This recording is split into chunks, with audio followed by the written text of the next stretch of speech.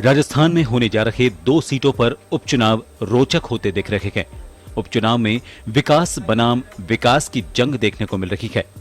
भाजपा केंद्र की मोदी सरकार के विकास कार्यों को जनता के बीच रख रही है, जिसमें कश्मीर के अनुच्छेद 370 और राम मंदिर मुद्दे को भी भुनाने की कोशिश हो रही है। तो उधर कांग्रेस ने गहलोत सरकार के 3 साल के कामों को जनता के बीच रखा है और जनता से वोट देने की अपील की गई है।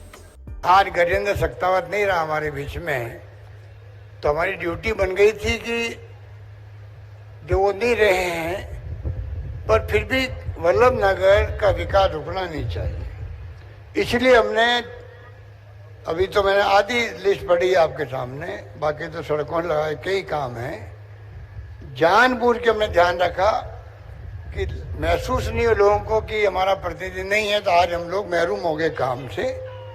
बाकी जगह काम हो रहे हैं। जो विकास की बात करोगे हम पूरा करने पीछे नहीं रहेंगे, ये आपसे मैं वादा करना चाहता हूं इस मौके पर।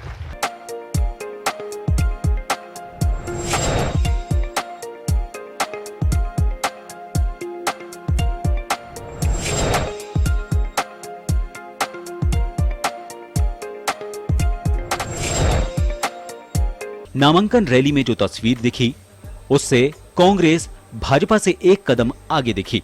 पायलट ने गहलोत का सारथी बन ये मैसेज भी दिया कि कांग्रेस में सब कुछ ठीक ठाक है। तो उधर भाजपा के प्रदेशाध्यक्ष सतीश पूनिया ने एक बार फिर से अकेले ही चुनावी कमान थामी। भाजपा के लिए इस चुनौती के साथ बागी भी मुश्किलें खड़ी कर रहे हैं, लेकिन इस बीच पूनिया ने सभी कार्यकर्ताओं को पार्टी की विचारधारा के साथ जुड़कर चुनाव में जुटने का आह्वान किया। मुझे लगता है कि पार्टी का कार्यकर्ता परिश्रमी भी है, अनुशासित भी है। हम सब लोगों को साथ मिलकर लड़ेंगे और मुझे पूरा भरोसा है कि दोनों ही क्षेत्र की जनता भारतीय जनता पार्टी को समर्थन करेगी। नामांकन के साथ उपचुनाव की सरगर्मियां तेज हो गई हैं। भाजपा केंद्र की मोदी सरकार के विकास कार्यों को जनता के बीच रख रही है, तो कांग्रेस गहलोत सरकार के 3 साल में किए विकास कार्यों के आधार पर वोट मांग रही है। अब देखना होगा कि जनता किसके विकास पर मोहर लगाती है। ब्यूरो रिपोर्ट, जन टीवी।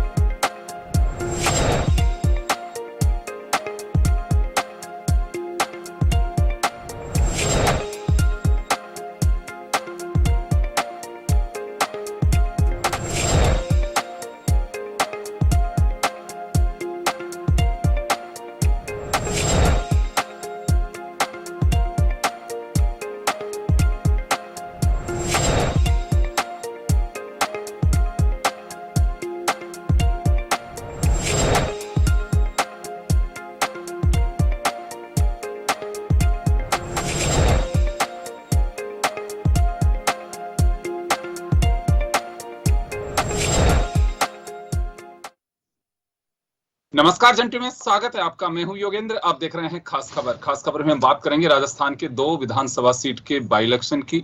दोनों के लिए नामांकन का काम पूरा हो चुका है और ये कहें कि आखिरी दिन नामांकन में दोनों ही राजनीतिक दल यानी कि भाजपा और कांग्रेस ने अपनी पूरी ताकत भी दिखाई। मुख्यमंत्री अशोक गहलोत एक बार फिर जो हाल ही में 3 बाई इलेक्शन अप्रैल में हुए थे उसी अंदाज में अपने प्रभारी महासचिव के साथ में सचिन पायलट और डोटासरा के साथ में गए और वहां हुआ भी यही। सभा स्थल तक गहलोत के पायलट बने सचिन और वहां पे गए। एक नजारा जिसे कहें कि चर्चा का विषय भी रहा। दूसरी तरफ सतीश पूनिया, गुलाबचंद कटारिया सहित जो पार्टी के दिग्गज हैं, अर्जुन मेघवाल, ये लोग अपने प्रत्याशी को नामांकन कराने के लिए दोनों ही जगह पे नामांकन कराने गए और आसपास दोनों सीटें हैं। उदयपुर संभाग में ही दोनों सीटें हैं और मेवाड़ जिसे कहें कि वहां की महत्वपूर्ण दोनों सीटें हैं। दोनों सीटों के साथ में एक बड़ी बात और है कि अगर हम वल्लभनगर की बात करें तो पहली बार वहां कांग्रेस ने किसी विमेन प्रत्याशी को उतारा है और दोनों सीटों का नजरिया भी कुछ इसी तरह का रहा है कि सत्ता के साथ चलती हैं। दरियावत के लिए तो यह कहा जाता है कि आजादी यानी कि 1952 में जब पहला इलेक्शन हुआ उसके बाद से पहली बार ऐसा हुआ है कि सत्ता पक्ष के गैर ये मतदान यानी कि सत्ता पक्ष के खिलाफ जो सत्ता में है, कांग्रेस सत्ता में है तो वहां से बीजेपी जीत करके आ गई।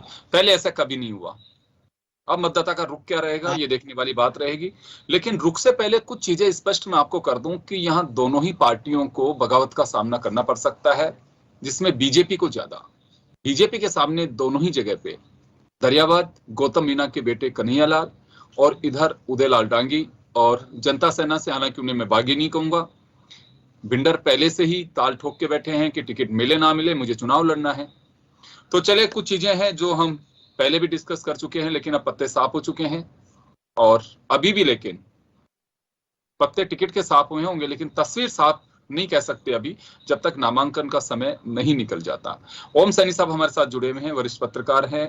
आर तिवारी साहब कांग्रेस के सीनियर लीडर हमारे साथ हैं। अनीता बदेल जी भाजपा की सीनियर लीडर पूर्व मंत्री हमारे साथ जुड़ रही हैं। ओम जी आपके पास आना चाहूंगा मैं। 2 सीट के लिए चुनाव है लेकिन कुछ लोग कहते हैं कि सेमीफाइनल और कुछ है। मैं सेमीफाइनल जैसी बात तो नहीं मानता कि क्या स्थितियां बनती है कि 2 सीटें 2023 का विजन तो क्लियर नहीं कर सकती, लेकिन अगर सत्ता पक्ष के खेमे में अगर दोनों सीटें जाती हैं तो गहलोत का उत्साह बनेगा। वो कहेंगे कि जनता ने हमारे कोविड मैनेजमेंट, हमारी जो योजनाएं हैं उन पे ठप्पा लगाया है। और अगर ये बीजेपी जीतती है तो निश्चित रूप से ये कहेगी कि सरकार के खिलाफ विरोध की लहर चल पड़ी है। क्या ये मान सकते हैं 2 सीट से हम? देखिए, आप जो बोल रहे हैं वही बात आज जो दोनों नामांकन पत्र भरे गए और जो सभाएं हुई, जैसे अशोक जी मुख्यमंत्री जी का भाषण मैंने सुना और उधर सतीश जी पूनिया ने जो कुछ बोला वो मैंने सुना, उससे कुछ संकेत गए हैं। एक संकेत तो ये गया कि कांग्रेस में कोई फूट नहीं है, सब एकजुट हैं और जो भी कुछ भी कर रहे हैं हम मीडिया वाले लोग ही जो कर रहे हैं उसकी वजह से गुटबाजी नजर आती है, वरना तो दे आर टुगेदर। अब ये बात गले उतरती नहीं है ना, लेकिन ये बात कही है और उस पर बड़े एक साथ एकजुट होकर के बोले हैं। ठीक इसी तरीके से संगठन का जो सिलसिला नजर आया और सतीश पूनिया के दम पर लगा कि सतीश पूनिया अपने संगठन को बनाने में बड़े सक्षम रहे हैं और वहां पर उस तरीके से वो प्रभावी रहे, क्योंकि जो दिग्गज थे उन दिग्गजों से जो अपेक्षा की जाती थी वो नहीं हुई। न वसुंधरा जी थी, ना गुलाबचंद जी कटारिया संभव थे वहां थे। तो ऐसी स्थिति के अंदर जो दोनों पहले संकेत आए हैं, एक तो एकजुटता का संकेत आया, दूसरा ये आया कि उनका संगठन पूरी तरीके से तैयार है। साथ साथ में जो चुनाव समीकरण बनाए, जैसे कांग्रेस को विश्वास है कि जिस तरह की बैकग्राउंड रही है, जिसकी पृष्ठभूमि रही है, यानी आपने कहा कि ऐसा कभी भारतीय जनता पार्टी, लेकिन जनसंघ का पहला उम्मीदवार 1952 में जनसंघ का उम्मीदवार वल्लभनगर से जीता है पहला। तो बाद में चीजें बदली हैं और गुलाबचंद जी सत्तावत नियमित रूप से जीतने वाले हैं। उसके पीछे 98 के बाद से हाँ जी, हाँ ये जहाँ बिल्कुल ठीक करें आप, बिल्कुल ठीक करें। मैं जनसंघ के जमाने से इसको माप रहा था। तो साथ साथ में लेकिन ये तय है कि जिस तरीके के संबोधन आज हुआ कांग्रेस पार्टी का वो संबोधन बड़ा प्रभावित करने वाला रहा, और खासतौर से मुख्यमंत्री की जो स्पीच थी उसमें समन्वय और सौहार्द और संतुष्टि और मतदाता के सामने कि हम लोग अगर आए तो फिर कैसे शासन होगा, और ये जो उम्मीदवार खड़ा हो रहे हैं उनकी पृष्ठभूमि बताते हुए ये कहा कि आप लगातार हम लोग आपकी सेवा करेंगे। तो आज वो जो रात चली आ रही थी कि मैं 20 साल कहीं जाने वाला नहीं, वो तो सारथी बने हुए थे और और सारा तो वो एक किया उन्होंने। बिल्कुल लेकिन बिल्कुल ठीक उसी तरीके से सतीश पूनिया जो संबोधन करते रहे और जिस तरीके से सरकार की कामों की आलोचना की और कहा कि ऐसा कुछ हुआ नहीं, वो तो जग जाहिर है, वो देखिए वो स्थापित सत्य हैं, सारे सब लोग जानते हैं। लेकिन के अलावा ये जो एकता नजर आनी चाहिए थी, क्योंकि वसुंधरा जी का जो दबदबा और सिलसिला रहा वो तो गुटबाजी का सिलसिला भिंडर साहब नाराज होकर के खड़े होने से और उधर दरियाबाद में वो उनके बेटे को टिकट ना देने से वो दृश्य बने, तो भारतीय जनता पार्टी के लिए थोड़ी मुश्किलें पैदा हो गई। लेकिन आगे तो चुनाव नतीजे ही बताएं, लेकिन आज के जो दृश्य थे उसमें संकेत बड़े प्रभावी थे। संगठन के स्तर पर सतीश पूनिया प्रभावी नजर आ रहे थे, उधर कांग्रेस अपने सौहार्द के साथ में और अपनी एकजुटता के साथ में वैसे प्रभावी नजर आ रहे थे। ये आज के संकेत है। तिवारी साहब, आपके पास आना चाहूंगा मैं। देखिए, सत्ता में आप लोग बैठे हुए हैं और एक भाजपा के खाते में ये सीट जो इसका बाई इलेक्शन हो रहा है, एक कांग्रेस के खाते में है। अगर एक एक सीट पे चुनाव निपटता है तो दोनों ये कह सकते हैं कि किसी ने कुछ नहीं खोया है। लेकिन अगर बाजी उल्टी सीधी होती है तो निश्चित रूप से ये तो तय मान के चलिए कि पता नहीं चुनावी हवा कितना तूल दे पाएगी आगे के लिए 2023 के लिए, लेकिन पारा जरूर चढ़ेगा राजनीति का। अगर आप जीत जाते हैं तो भी हैप्पी दिवाली होगी, और अगर आप लूज कर देते हैं तो बीजेपी अपनी हैप्पी दिवाली मनाएगी और बीजेपी अपने अंदाज से मनाएगी। तो जीतने के आधार के, हालांकि मुख्यमंत्री ने कहा है कि हमने जो कोविड मैनेजमेंट, रीट एग्जाम, बहुत सारी चीजें, यानी कि सरकार की जो उपलब्धियां होती हैं, वो जो सत्ता में बैठता है उसकी यही कुछ होता है कि हम अपने उपलब्धियों को आधार बना करके वोट मांगेंगे। लेकिन ये सब कुछ होगा कैसे धरातल पे, ये सबसे बड़ी बात है। क्योंकि अभी भी लोग ये उंगलियां उठा रहे हैं कि कांग्रेस ने अपना संगठन कंप्लीट नहीं किया है ताकि धरातल पे कार्यकर्ताओं की फौज उतार सके। तिवारी साहब, तिवारी साहब आपकी आवाज नहीं आ रही है। तिवारी साहब आपकी आवाज नहीं पहुंच रही है हम तक। राजस्थान के क्या हो रहा है? 30 अक्टूबर को होने वाले चुनाव में आ रही आवाज मेरी? आ रही है।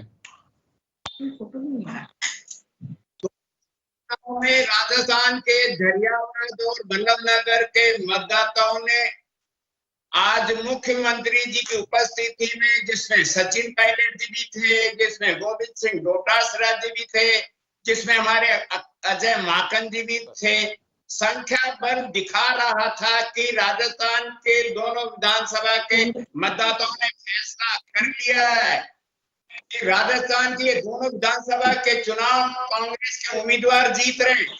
वो इसलिए जीत रहे हैं कि राजस्थान के वहां, तिवारी साहब, राजस्थान के तय करने से काम नहीं चलेगा, वहां वल्लभनगर और दरियावद के लोगों को तय करना है। दोनों विधानसभा के मतदाताओं के लिए कह रहा हूँ भाई मैं। आज दरियावद में जो जन सैलाब उमड़ा है, नगराज मीणा के नामांकन के बाद जो जनसभा हुई है वो रिकॉर्ड तोड़ जनसभा दिखा रहा था। दरियावद की सीट तो पिछली बार भारतीय जनता पार्टी ने मोदी के नारे पर, मोदी के जुमलों पर जो जीती थी, अखबार वहां पता लग गया है कि आसमान में जो तारे वो तारे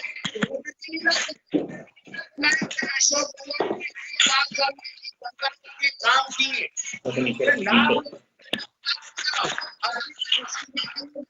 सरकार जन सुरक्षा के तमाम मुद्दे उठा रही है। पूरे देश ने देखा है महामारी के दो दौर में जब भारतीय जनता पार्टी के 25 सांसद अपने घरों में बैठे, कांग्रेस का कार्यकर्ता हो, चाहे अध्यक्ष हो, वार्ड का, अरे हमने तो भारतीय जनता पार्टी के तमाम विधायकों को शामिल किया, जननायक अशोक गहलोत होगा था, उसने कहा आप अपने चले मैं वापस आ रहा हूँ आपके पास सर, वापस आऊंगा, वापस आ रहा हूँ, वापस आ रहा हूँ। मैं अनिता जी के पास जाना चाहूंगा, मैं वापस आ रहा हूँ, अनिता जी के पास जाना चाहूंगा, एक बार मैं अनिता जी के पास जाना चाहूंगा। अनिता जी, जो पिक्चर हमें दिखाई दे रही है चुनाव प्रचार की, वही सब कुछ आप लोगों ने कहा भी है। बीजेपी प्रधानमंत्री नरेंद्र मोदी के कार्यकाल का जिक्र कर रही है, 370 का जिक्र सतीश पूनिया जी ने किया, और भी बहुत सारी चीजें, जिन खूबियों को राज्य सरकार गिना रही है, आप लोग उनकी कमजोरियां गिना रहे हैं। होता भी है, ये कोई नई बात नहीं है, लोकतांत्रिक तरीका भी है। लेकिन बीजेपी के सामने एक जो चुनौती है वो है कि बागियों की। पहले ये माना जा रहा था कि भिंडर को शायद मैनेज करके, लेकिन गुलाब जी का वीटो वो काम नहीं है। वहां पे जो डांगी हैं उन्होंने भी नामांकन कर दिया, उदयलाल डांगी। तो बीजेपी के लिए वल्लभ नगर जो काफी इंपॉर्टेंट सीट हो सकती है, या धरियावद सीट हो सकती है, बागियों का क्या करेंगे आप लोग? देखिए योगेंद्र जी, ये एक उपचुनाव है ना, और टिकट वितरण से लेकर के जो भी चीजें भारतीय जनता पार्टी में लोकतांत्रिक ढंग से तय होती है, सभी की बात को सुना जाता है, और जो योग्य प्रत्याशी होता है, टिकट मांगने वाले बहुत लोग होते हैं, लेकिन जो योग्य प्रत्याशी होता है उसी को टिकट दिया जाता है ना, जो जिसके साथ जीतने की संभावनाएं होती है उसको टिकट जाता है। यहाँ अकेला कोई निर्णय नहीं होता प्रदेश में या भारतीय जनता पार्टी के केंद्रीय नेतृत्व में। ऐसी स्थिति में जिसको भी पार्टी ने टिकट दिया है, चाहे वो झाला जी है, चाहे वो मीणा जी है, निश्चित रूप से भारतीय जनता पार्टी ने बहुत सोच समझ करके दोनों प्रत्याशियों को मैदान में उतारा है। रही बात जीतने की संभावना, कांग्रेस जो खुद बिखरी हुई है, 18 महीनों बाद, 18 महीने कोई छोटा मोटा समय नहीं होता है। माननीय मुख्यमंत्री जी पहली बार जो है 2 दिन पहले घर से निकले और सचिवालय गए, जब पंजाब के सीएम चन्नी जी यहाँ पहुंचे थे तब। तो ऐसी स्थिति में पोस्टपोन हो गया वो प्रोग्राम, पोस्टपोन हो गया था वो। हाँ कोई बात नहीं, पोस्टपोन हो गया, लेकिन मैं मुख्यमंत्री जी की बात कर रही हूँ कि मुख्यमंत्री जी पहली बार, है ना, 18 महीने बाद निकले हैं अपने घर से, और सारी चीजें वो घर से संचालित कर रहे हैं। जब तक फील्ड में बंदा नहीं जाएगा तब तक ये लाल फीताशाही जो मशीनरी है वो क्या काम कर रही है, आप और हम बहुत अच्छे से जानते हैं। बहुत गांव की सरकारों को, गांव को बहुत सपने दिखाए गए कि हम 10 लाख पट्टे देंगे, शहरों को बोला कि हम 10 लाख पट्टे देंगे, लेकिन आप देख सकते हैं जो कल सुप्रीम कोर्ट की जो गाइडलाइन है गुलाब कोठारी जी के संदर्भ में, जो कोर्ट ने कहा कि इन निर्देशों को स्ट्रिक्टली पालन किया जाए, बिना जोनल प्लान के आप पट्टे नहीं दें। तो ये सरकार जो कांग्रेस की सरकार है वो हमेशा जनता को गुमराह करती रही है। पहले किसानों को गुमराह करा कि हम सबके कर्ज माफ करेंगे, कर्जे माफ हुए नहीं अभी तक, लोगों की कुर्कियां आ रही हैं। बिजली के दाम नहीं बढ़ाएंगे तो आप और पूरा प्रदेश जानता है कि किस कदर बिजली के दाम बढ़ाए गए हैं, गांव में बिजली नहीं मिल रही है। निश्चित रूप से तिवारी जी आप बोलिए, मैं आपको करने वाली, आप नहीं करने वाले, बस हम अपनी बात कहने वाले, आपका समय आए तब आप अपना जवाब जरूर दीजिएगा।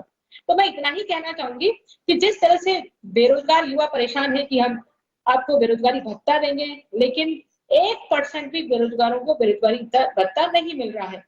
बिजली किसानों में आपको मालूम है कटौती हो रही है बिजली की। ऐसी स्थिति में कैसे कांग्रेस के लोग वोट मांगने जाएंगे, कैसे किस मुंह से कांग्रेस के लोग वोट मांगने जाएंगे, ये मेरा प्रश्न है। इसलिए जनता बहुत त्रस्त है और निश्चित रूप से ये दोनों सीटें भारतीय जनता पार्टी ही जीतने वाली है, इतना मेरा निवेदन है। जी तिवारी जी, तिवारी जी, तिवारी जी, तिवारी जी, तिवारी जी, लोगों को रोजगार देने का वादा किया था, आप राज्य सरकार की बात कर रहे होंगे, 31 सरकार को रोजगार देने के लिए। तिवारी जी सुनना नहीं चाहते हैं, योगेंद्र जी, तिवारी जी सवाल ये देखिए, तिवारी जी, तिवारी जी, तिवारी जी,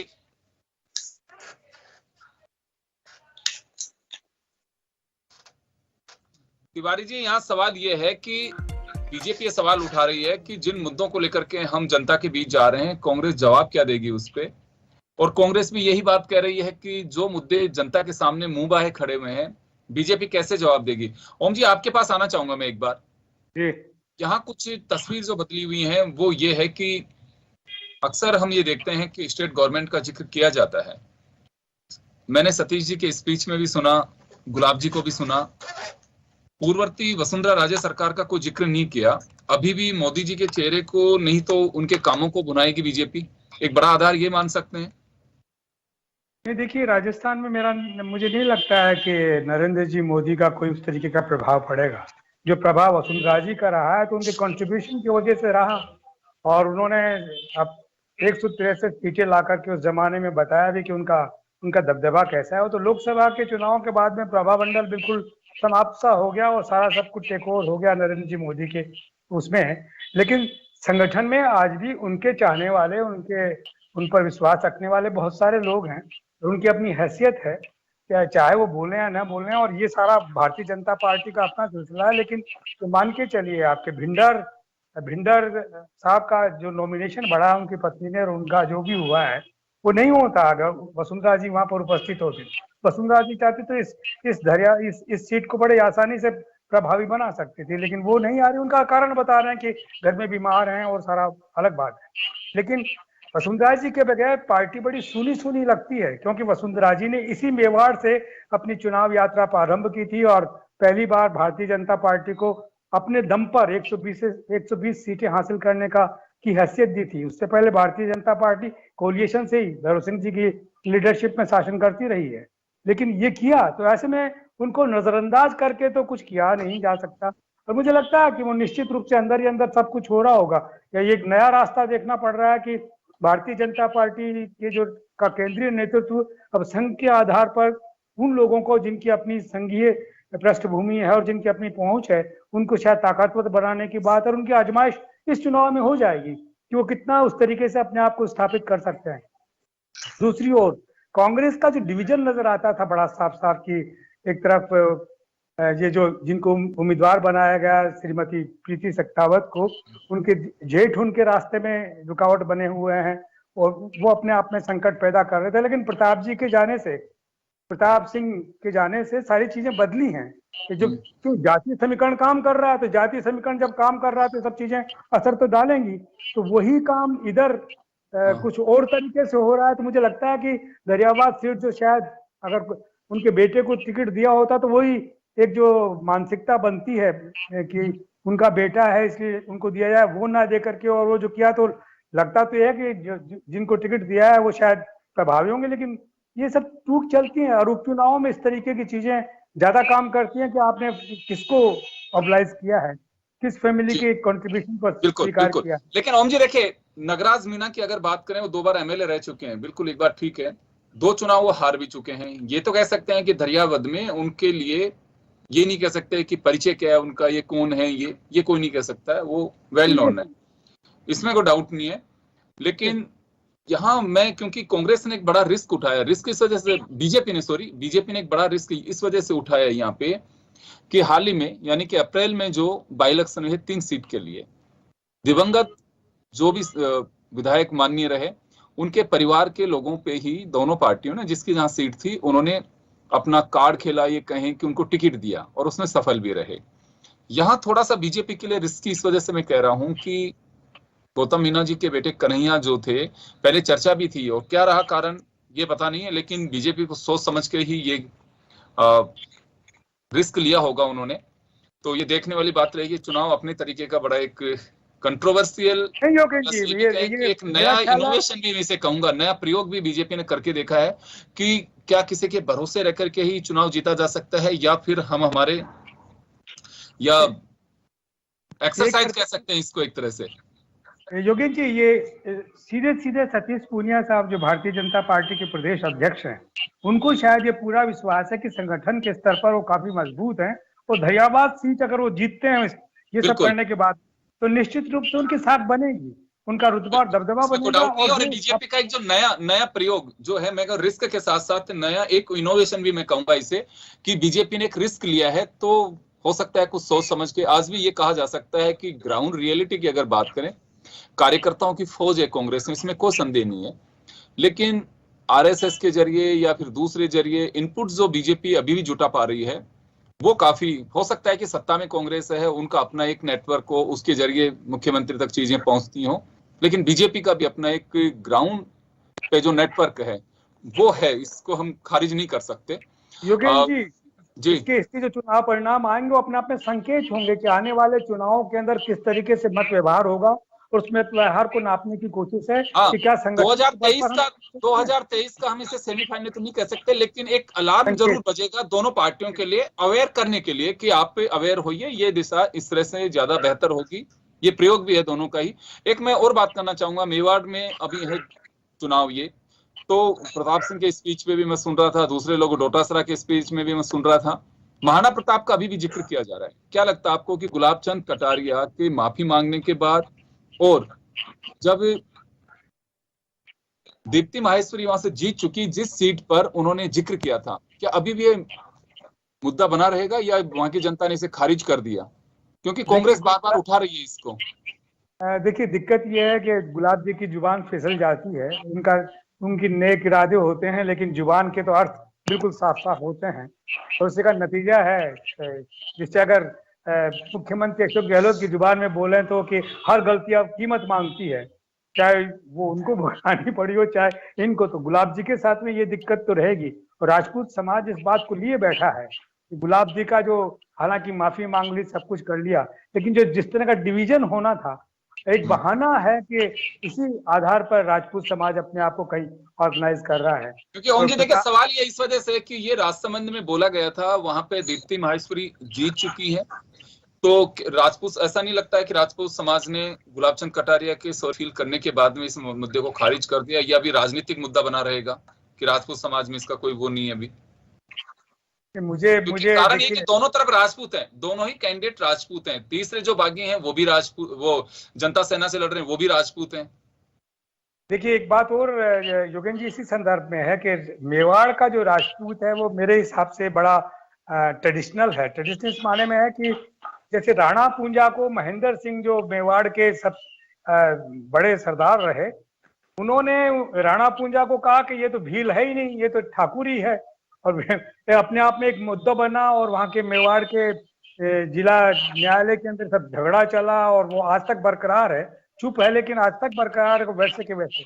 हम लोगों ने इस पे स्टोरीज की हैं, और वो निश्चित रूप से वो चीजें बरकरार हैं। तो उसी तरीके से महाराणा प्रताप के लिए कहा हुआ वाक्य ये लोग भुनाना तो चाहेंगे, तो कांग्रेस क्यों नहीं भुनाएगी? चलिए, मैं वापस आऊंगा आपके पास में। मैं एक बार अनिता जी के पास में जाना चाहूंगा। अनिता जी, महाराणा प्रताप का जिक्र अभी भी हो रहा है, रीट की सफलता, महंगाई, ये कांग्रेस के बेसिक मुद्दे रहेंगे, और उसके अलावा ये भी कहा जा रहा है कि कोविड के दरमियान जो मैनेजमेंट था, जिसकी तारीफ प्रधानमंत्री ने भी की, वो एक बड़ा मुद्दा रहेगा। अगर ओवरऑल हम देखें तो महंगाई को मुद्दा बना रही है कांग्रेस अभी।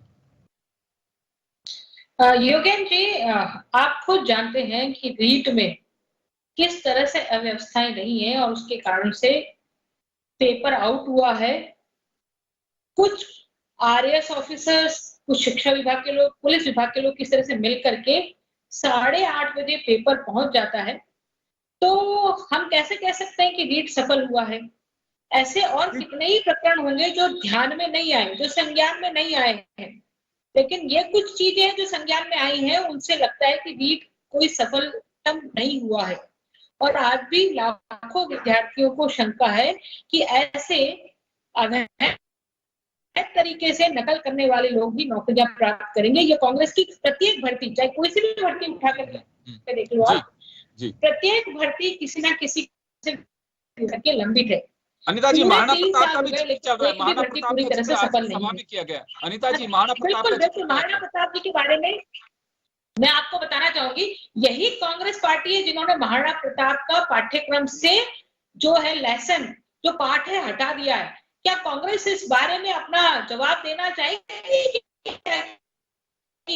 चलिए, समय पर मैं आपके दोनों सवाल का जवाब दिलवाता हूं।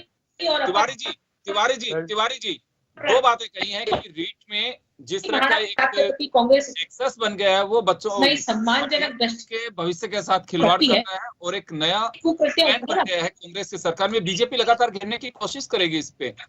और दूसरा, अभी इन्होंने जो कहा कोविड के दरमियान जिस तरह की स्थितियां बनी उसको लेकर जिक्र किया, महंगाई का जिक्र ये कह रही है बीजेपी कि सरकार को वेट कम करना चाहिए फ्यूल प्राइस में ताकि महंगाई कम हो। ये दो तीन जो मुद्दे कांग्रेस उठा रही है, बीजेपी इस तरह से काउंटर कर रही है उनका। तो कोई एक योगेंद्र भाई, भारतीय जनता पार्टी के सारे नेता, राजस्थान के बयानवीर नेता जनता की अदालत में कोई बड़ा जन आंदोलन खड़ा नहीं कर पाए। केवल ट्विटर हैंडल पर, अखबारों में ये रोज प्रेस कॉन्फ्रेंस करके अपनी उपस्थिति दर्ज करा पाए। राजस्थान की जननायक अशोक गहलोत ने देश में कीर्तिमान स्थापित किया। कोरोना काल में किसी को भूख से नहीं सोने दूंगा ये करके दिखाया। हमने गीला राशन दिया, हमने सूखा राशन दिया। अरे 16.5 लाख बच्चों को, जो हमारे बच्चे हैं, हमने बेटे बेटियों को 31,000 नौकरी देने का वादा किया था। ये भारतीय जनता पार्टी को इस मुद्दा उठा करके 16 लाख बच्चों की भविष्य के साथ में खिलवाड़ कर रहे हैं। और अब तो सब्सिडी रस हो गया, हाईकोर्ट में चल रहा है, दूध का दूध पानी का पानी हो जाएगा। चले, मैं माफी चाहूंगा, रोकना चाहूंगा सर, मैं रोकना चाहूंगा, समय का अभाव है, मैं रोकना चाहूंगा। तिवारी साहब मैं रोकना चाहूंगा, समय थोड़ा कम है, मैं रोकना चाहूंगा। तो चले, कुल मिलाकर के ये कहा जा सकता है कि चुनाव बड़ा रोचक होगा क्योंकि बाई इलेक्शन है। सरकारी स्तर पे या कहें कि पार्टी के स्तर पर काफी कड़ा मुकाबला इसे कहा जा सकता है। तिवारी साहब आपका जवाब आ गया, मैं रोकना चाहूंगा। तिवारी जी समय कम है, समय कम है सर, समय कम है। तिवारी जी समय कम है, मैं रोकना चाहूंगा, समय कम है, समय का अभाव है, मैं रोकना चाह रहा हूं आपको। तो चले, जैसे जैसे चीजें क्लियर होंगी, अभी हमें इंतजार करना होगा नाम वापसी का। अभी हम चर्चा कर रहे हैं कि भाजपा के सामने बगावत है और बगावती खेल बिगाड़ सकते हैं, लेकिन अभी खेला क्या होगा ये तो जब तस्वीर साफ होगी उसके बाद ही कुछ कहा जा सकता है।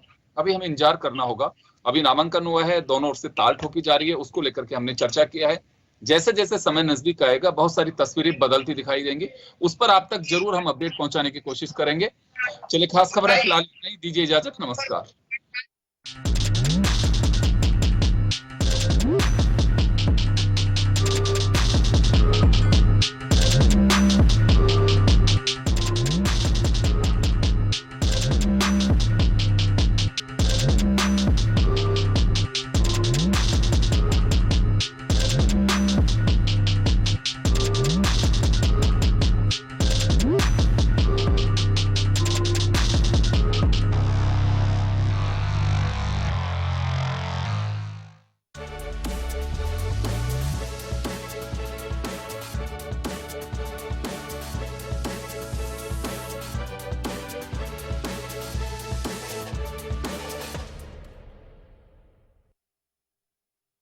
जन टीवी की लेटेस्ट अपडेट पाने के लिए हमारे चैनल को जरूर सब्सक्राइब करें और नोटिफिकेशन पाने के लिए बेल आइकॉन दबाएं।